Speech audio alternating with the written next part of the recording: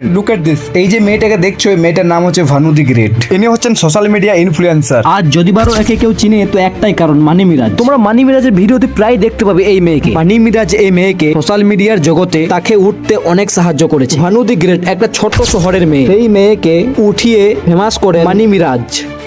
আজকে সেই মেয়ে মানি মিরাজের উপর অভিযোগ করে যে ধর্ষণ ও নির্যাতনের অভিযোগ। উত্তরপ্রদেশের গাজিয়াবাদের পুলিশ এক তরুণীর অভিযোগ ভিত্তিতে মানি মিরাজের বিরুদ্ধে ধর্ষণ, রেপ এবং শারীরিক নির্যাতন অ্যাসল্টের মামলা রেজিস্টার করে। তারপর জানায় ধর্ম পরিবর্তনের অভিযোগ। ওই মেয়েটি অভিযোগ করে যে মানি মিরাজ তাকে ধর্ম পরিবর্তন বাধ্য করার চেষ্টা করেছিল। শুধু তাই না, সে সোশ্যাল মিডিয়ায় এসে বলে যে মানি মিরাজ নাকি তাকে গোপনে বিয়ে করে পরবর্তীকালে ত্যাগ করে চলে যায়। আচ্ছা, আমার একটা কোশ্চেন, তুমি যদি কোনো মেয়ের সাথে রিলেশন করো তো তুমি কি এই দুটি জানবে না? সেই মেয়েটার রিলিজন কি, সে কোন ধর্ম থেকে, তার বাড়ি কোথায়, তার মা বাপ কি করে, সে কি করে? আমি তো তাও এখানে রিলেশনের কথা বললাম। মেয়েটা তো অভিযোগ করেছিল ওদের গোপনে বিয়ে হয়েছিল, তাহলে এই মেয়েটা এই কথাটা কিভাবে বলতে পারে?